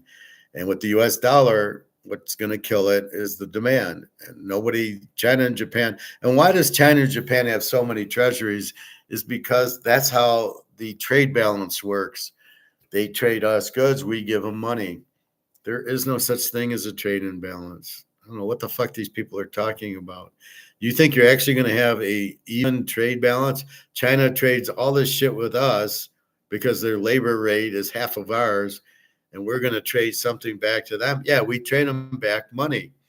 And that's so they got all our money and they put it into T-bills. So in other words, I'm paying them for an iPhone. Here's $1,600 American. They get the $1,600 American, and then they take that money and buy T-bills with it. That's what they do with it. So because they can't use US dollars in China, like we can't use yuan here, or rubles, or Indian. I mean, none of that currency would work here. So we go to the bank and we exchange it. I mean, that's why really I have this, because I can't. What am I going to do with it? I can't go to Kroger's and use it, and I don't know if I could go to my bank and give it to them. So I just keep it. It's a good souvenir. But that's where the thing is. So basically, China and Japan. Japan sells all the cars here, Honda and Toyota. So again, they buy treasuries with that money. Well, now they're realizing the money's worthless, so they're dumping all the treasuries that they used when we bought the trade, and we traded them money for goods. What a bunch of idiots we have here. You trade money for goods, but the money was used for T-bills, and now they all realize they're worthless, and they're all getting out of the T-bills, and they're buying gold with it. And there's no demand for the dollar. We got to buy our own dollars. That's a problem. Like I say, if I'm selling the Canadian club and nobody wants it, so I buy it, it's still worthless. Oh, look, it's worth 100. Somebody bought it for 100. And I know people that have done that, where their friends would buy it and to try to make a market. It happened in those digital monkeys or whatever, where somebody would pay $1 million for it, but it wasn't a real trade. And they go, wow, that guy got $1 million. Yeah, it was his buddy, and he gave him the money right back. So the market didn't buy it. So be careful of your digital money. It's not real. It's not worth anything. Why do you think something that you can't see or touch has any value? Oh, I got Bitcoin. Look, here it is. Why do you think that's worth? And it's not even worth that. It was down to like 106,000. So it went up to 111, and then now it's down to 106. Well, why did it go down? Give me one answer why it went down. Because it's all manipulated. It's JP Morgan. It's more Larry Fink buying derivatives up and lowering. It has no value. It's not backed by anything. It's not backed by gold. It's US dollars, so it's worthless. So keep that in mind. It's a very worthless thing. So understand what you have, and keep that in mind.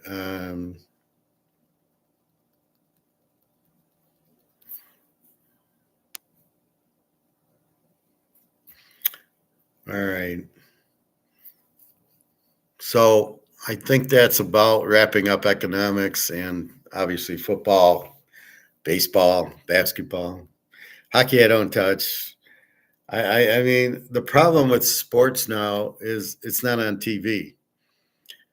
You get football on TV in college. They understand basketball. You can't find baseball. Where's the baseball games? I go through the TV. There'll be a Saturday night game, which will probably be the Yankees and the Dodgers, I think, tonight. But there's no games on TV. I don't know. I watched the Tigers on FanDuel when I'm at the club on the bike. And so I see 10 minutes of the Tiger game. Why aren't they on TV? I don't have FanDuel. I don't know how to get FanDuel, nor am I going to pay for FanDuel. Why would I pay for it? The team stinks. Baseball's boring. Football at least has it. They're smart enough to keep it on TV. That's what you need. You wonder why attendance is down and viewership's down.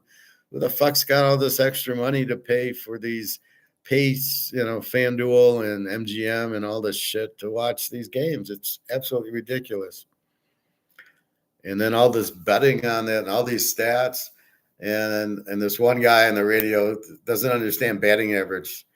Well, it's OPS. I don't know why batting average. Are you a fucking idiot? I think he is a fucking idiot. Batting average is the only thing that matters. Is he hitting 250 or 350? Ted Williams hit 407. What was his OPS? Who gives a fuck? That's what you need to understand if the guy can hit is his batting average. And then you look at RBIs to see how productive he is. What a fucking loser this guy is. Oh, my God. So, yeah, OPS, I still don't know. I believe it's just how many extra base hits out of your hits. And maybe walks are thrown in. Who cares? Can the guy hit when when you got second and third and 2 outs? Is the guy going to get a hit for you? And if he hits 300, he probably will. If he hits 100, even though his OPS might be a lot, because of his 10 hits, he had 5 homers, then maybe. But it's to say batting average is worthless. This guy shouldn't be on radio. He's an idiot. So the Yankees-Dodger game is on Fox tonight. Yeah, that's what I said. It's always going to be with Shotani and Judge. It's going to be the game of the week. Well, where were the other games? Why weren't they on? And even why can't I watch the Tiger game? Why isn't it on a normal channel where you can watch it? I don't get what their strategy is to put it on FanDuel and make you pay for FanDuel. Like anybody's going to pay for it because most of these teams stink. But if you show it on regular TV, even like an off channel, okay. And then maybe you go to the game and maybe, so you watch it, at least you're watching it. I want people to watch me. So I'm on free on YouTube Live. I don't want to be private and only my subscribers can watch it. What good is that? That's just asinine. So I don't really get what baseball is doing, what basketball and hockey are doing. Basketball is at least on TNT, but most cable, you don't get it. I don't get it with Spectrum. So it's a waste of time. Why isn't it like the finals, I think, are on ABC, but these championship rounds should be on ABC or another channel that you can watch on free TV. It all comes back to killing your viewers. You still see like pro football, they might have this NFL network once in a while, but they're on CBS and ABC and Fox every Sunday, Monday night. The games that are only on ESPN only hurts ESPN because nobody's going to sign up and get ESPN just to watch one stupid game, which you can go to YouTube and watch it 20 minutes after it's completed and watch what happened. I don't need that. I'm certainly not going to pay ESPN. But this is you want as much viewers as you can. So why would you put something on FanDuel and make people pay for it that they're not going to do? People are not going to pay FanDuel for it. All right, I think that's it. Any other questions, comments? Let me know. Luke might need to put like at the airport, put a Professor or Teaserking sign so I know. I kind of remember what he looks like, but I saw him for like an hour in Barcelona 3 or 4 years ago. So I'll get there, and I really won't know what table he's at. I'll just ask for Luke. hopefully that'll work. Or he'll know me because he can see me. Bobby, we don't know what happened to Bobby. He was supposed to meet us. We were supposed to go to a Capitol Grill. We're going to some steakhouse, so we'll see. Anyway, that's Tuesday. Anybody want to meet for a steak? Please let me know. I'm in Detroit. If you're around that, this is Toledo's about 45 minutes to an hour away, depending on traffic and construction. So anyway, we will see. It's got to be at least an hour because if I take the highway down to Toledo and then figuring out where to go in Toledo, we'll see. But sounds good. Anyway, anything else? Well, you got me. General Chow yesterday went to the lake. It was windy and cloudy, but I was happy to eat there. The club was closed. It should be open today. The club's closing. Half the club's closing July 14th to August 15th, July 4th to August 15th, but not where I do my laps. So I can still do them, but I won't have a hot tub, unfortunately, which will suck. The hot tub is the best part to kind of relax everything. You want to get rid of stress, so that's what's that. Daria did have high hemoglobin, so to put on my doctor's hat for a minute, the cure is to have regular meat and a lot of citrus fruit, which is oranges and lemons. And so I told her that. So she went out and bought a lemon and she got some meat. And it's funny how we're all healthy or not healthy because of what we eat. Too much sugar, you're not healthy. You eat your lemons and your cayenne pepper and your Celtic salt and your proteins and kind of stay away from cereals and breads. It's amazing how healthy you get, how thin you get, how your blood pressure is fine. All right. Well, have a good day then, and good luck if you're betting on anything. If you're not, just like I do, I kind of monitor if I'm sane picking these games. Most of the time I have a pretty good day. Like I said, Max Fried losing, what are you going to do? And Ric Flair losing yesterday, Brian Wu, what are you going to do? Those are the perfect bets, but they don't always come through in baseball. That's the difference. In football, you bet on Mahomes, you win 95% of the time. Joe Burrow is going to get you points and things like that. So anyway, have a good day, and I will finish up my college football tomorrow. It got really windy and I couldn't write anymore last night. So I came home, but I didn't do anything. So I will do that today. All right. Have a good day. www.teaserking.com and enjoy your weekend. All right. Ciao, everybody. Take care.